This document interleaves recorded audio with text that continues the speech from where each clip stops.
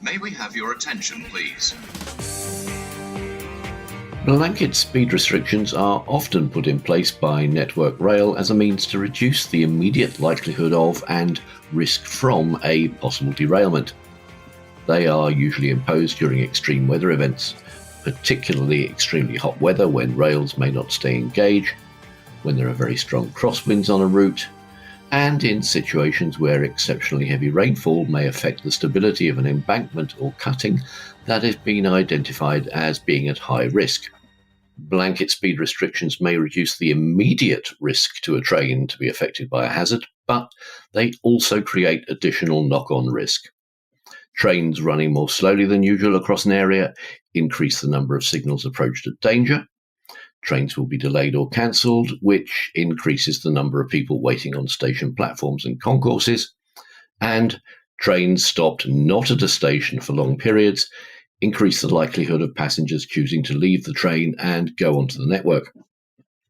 So, being able to identify sections of the network where there is an increased risk of encountering a hazard would reduce the extent of that knock-on risk by applying proportionate speed restrictions only in those sections.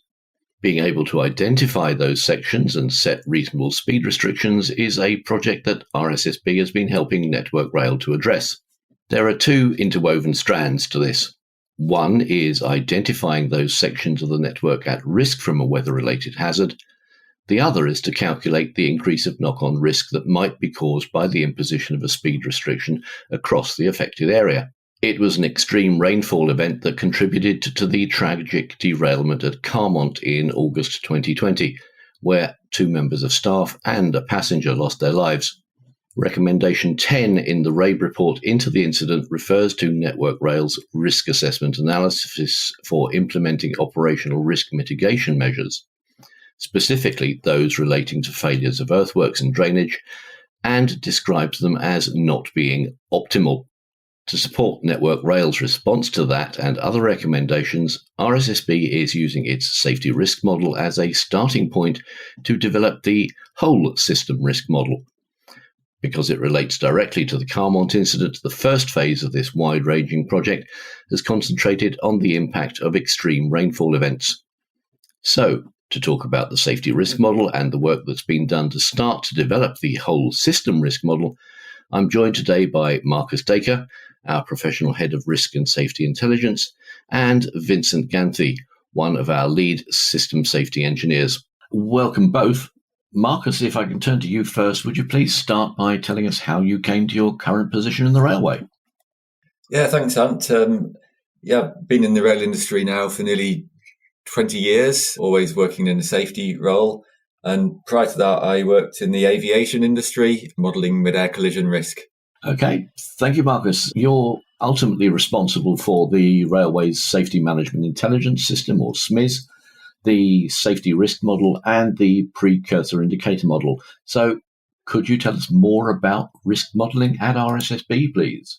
Yeah, so I head up RSSB's Risk and Safety Intelligence team. And one of the ways in which we help our members solve their problems is through our well-established risk modelling capability. For example, you might remember how we applied that during the pandemic to understand COVID-19 transmission risk on trains, but really our bread and butter is modelling safety risk. Thank you very much. To bring it up to a sort of a contemporary issue, does this include the risk from earthwork failures? Yes, it does. And we've been modelling the national risk from earthworks failures for a long time. So our precursor indicator model, or the PIM, tracks trends in train accident risk from over 50 different causes, including earthworks failures. We update it every 4 weeks, and it shows us how much each of those causes is contributing to the overall risk and how that contribution is changing over time. So the risk from earthworks failures in particular has been a concern for a number of years, and the PIM shows that it's one of the main contributors to train accident risk. And it also shows a strong influence of weather, and particularly heavy rainfall, on the earthworks failures risk. So the risk index tracked up during early 2020 when we had unusually high winter rainfall, and again in the August of that year as a result of some very locally intense downpours during thunderstorms. And it was one of those events that led to the tragic accident at Carmont, where debris washed from a drain onto the track and derailed a passenger train. And 3 people lost their lives in that accident. Very unfortunate, something that we all regret. I know we've done a lot of work to support Network Rail in understanding the risk from earthwork failures. So how did RSSB get involved in supporting the response to the Carmont incident? Yeah, so the Rail Accident Investigation Branch report into the accident identified that industry should improve its processes for mitigating the risks associated with extreme weather. And at RSSB, as you say, we've been working closely with Network Rail and other member organisations to address some of the Carmont recommendations.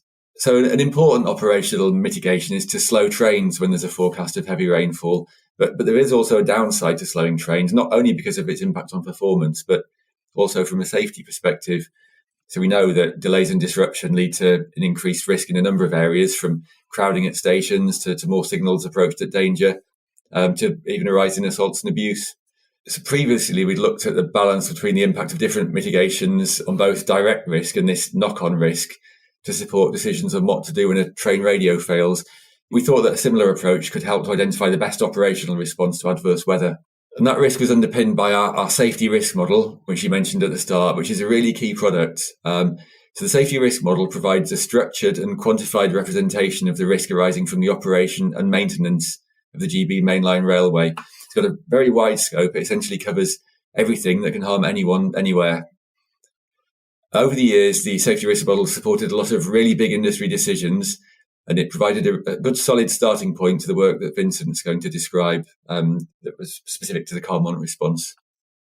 Marcus, thank you very much for that. I'd now like to move on to talk about the whole system risk model. But before we do that, Vincent, please could you tell our audience how you came to your current position in the railway? Thanks. And I joined RSSB and the Risk and Safety Intelligence team about 2 years ago. My background is in the technical safety and loss prevention in the oil and gas industry primarily, and renewable sectors as well.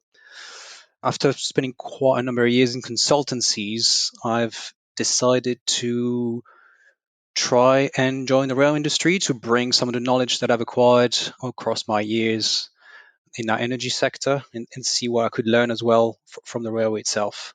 Thank you very much and welcome. So we're talking about the whole system risk model. What has been the focus of your work? Right. Well, following the Carmont accident that Marcus referred to previously, Network Rail extended the use of speed restrictions during severe rainfall events, and those are applied across geographical areas of the network affected by the weather. And those speed restrictions are used to mitigate against increased risk of train accident due to asset failures.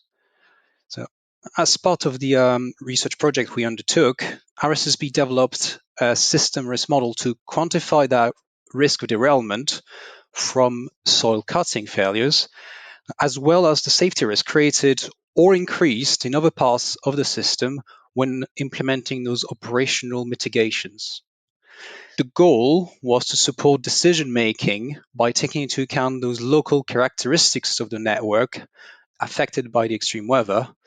We wanted to help address questions operational teams typically face when using blanket speed restrictions.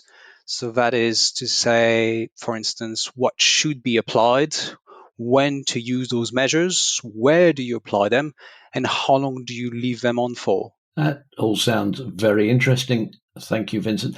Could you tell us then, how does the whole system risk model differ from the safety risk model that Marcus introduced earlier? Sure. The safety risk model estimates the underlying risk from the operation and maintenance of the mainline railway. It measures the frequency, that is, how often we expect something to occur, and the consequence, the expected level of harm if it does, and it combines these to estimate the risk. And the safety risk model provides that residual level of risk per year. As a result, you are looking at averages applying across that timescale.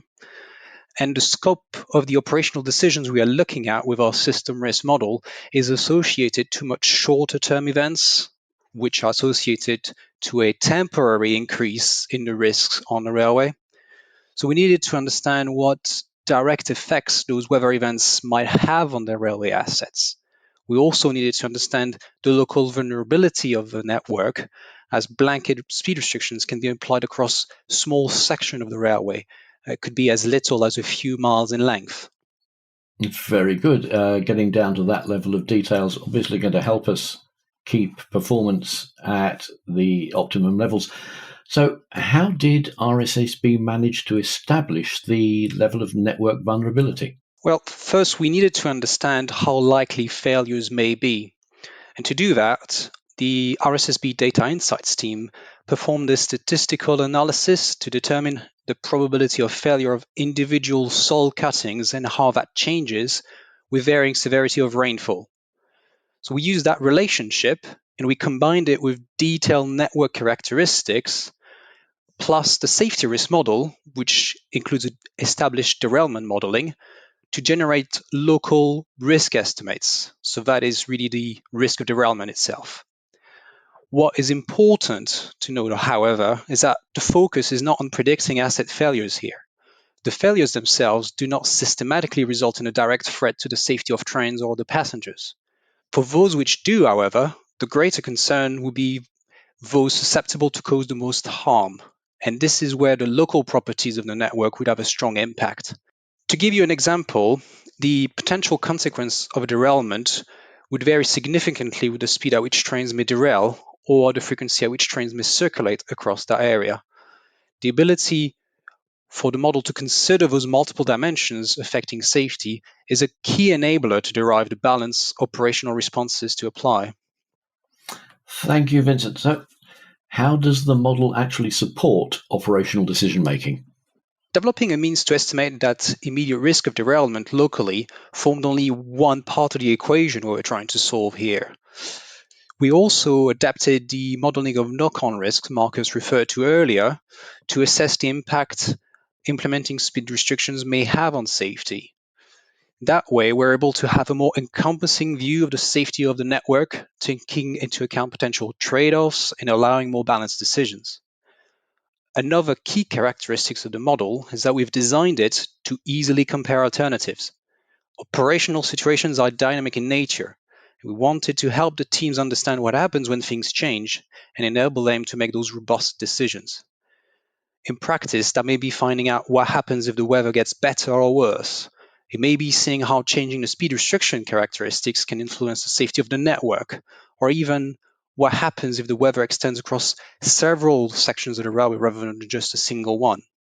We also wanted to allow model results to be used by personnel not having a detailed risk modeling expertise. To that end, we designed outputs which are able to use the raw risk results and generate clear visual interpretations for the end users. Thank you, Vincent. So, you've talked about severe rainfall so far. Can the model be used to help with other weather events? Are there limitations currently with regard to what the model can accommodate? So, yes, there are. At the moment, the model can only assess the effect of convective rainfall events on soil cutting failures. Convective rainfall events correspond to those short duration, high intensity events, typically those experienced during the summer periods. So we decided to start with a relatively limited focus. That was to demonstrate the viability of the approach on a manageable problem. However, we anticipated the potential to extend the modeling capabilities further. We have built the model to allow for easy future expansion to other types of railway assets and or to other weather events. We hope to do this through collaboration with the industry. That could be by incorporating new knowledge. The Network Rail Weather Risk Task Force is doing a lot of work in this area at the moment, but it also may be by developing new relationships to respond to other threats. You could think, for instance, about the extreme heat that we've experienced this summer and the impact this has on the railway as well. Thank you, Vincent. So, you've mentioned that this has been part of one of RSSB's research and development projects. So, what has RSSB found out so far? So we've applied the model initially to multiple locations around the country to test the outputs out on a wide range of local characteristics. And we were able to confirm that the use of blanket speed restrictions could be justified on safety grounds. That is, of course, we can demonstrate how the risk of derailment reduces by slowing trains down, but we can also find out how the knock-on risk can increase by doing so and make sure that overall we're not reducing the overall safety on a network. However, we've also found that the circumstances justifying the use of those speed restrictions are strongly dependent on those local area characteristics, as well as the actual severity of the rainfall event. Taking this further, we were able to conclude that applying the same identical restrictions across the whole of the network likely introduces a significant level of conservatism. By conservatism, I think you mean being overcautious. So what do your findings mean for the railway? Well, we've been able to provide the industry with a consistent data-driven approach to assessing the safety risks associated to extreme rainfall events. Using that model, the industry should be able to develop tailored plans to respond to that threat. Local speed restrictions can be defined proportionate to the assessed local area vulnerability to those particular events. In turn, using the model should help reduce the level of safety risk to trains and passengers. Additionally, this should help improve train performance by not slowing trains down when it is negatively affecting the network safety. Okay, so you've just used the phrase, the model should help. Is the model already in use? So far, the model has been used experimentally and primarily to define the findings of the initial research project. Following its conclusion, RSSB initiated the next step of the work, so we are aiming to successfully implement the model by developing a robust process to roll it out across the network. We have already started the first phase of offline testing with Network Rail's Northwest and Central region. We're taking the model application further by applying it to selected areas and reviewing the outputs with operational staff. This will ensure we can strike a sound trade-off between the support that the model can provide and the necessary local route knowledge. That way, we can establish a clear scope to use the model to complement current operational processes. Once that's done, we aim to move on to an actual trial applied to a signaling center. We would apply the model to the full extent of the control network, and we would use the outputs to derive actual contingency plans to replace the current network-wide rules where appropriate. This all sounds fascinating. So you've got the plans in place. What are the next steps? So we now have the functional system risk model. It is a building block, a starting point towards a wider risk-based framework for decision making. We are currently developing a roadmap for the further development of the model, hoping to enhance and benefit from collaboration with other stakeholders and focus on the industry priorities. As I mentioned earlier, that includes plans to expand the model to other asset types or other weather events to further support the operational environment. However, there may be opportunities to expand beyond that and into longer-term decision support. That could be helping the industry define investment priorities, which in turn could improve the operational safety and performance of the railway. Also, the industry has developed already a range of tools addressing various needs for the industry. We are hoping to integrate or be able to interface with those, where this could improve consistency and confidence in the generated outputs. Vincent, thank you very much for giving us a brief insight into that. So where can people find more information? All the outcomes from the initial research project are now published on the RSSB research catalog. Just look for project T1269 and you'll find everything we've published so far. Vincent, thank you very much. And thank you, Marcus, both for giving us an introduction to the safety risk model and to the new system risk model that obviously has the potential for great benefits for the network and running the operational railway in future.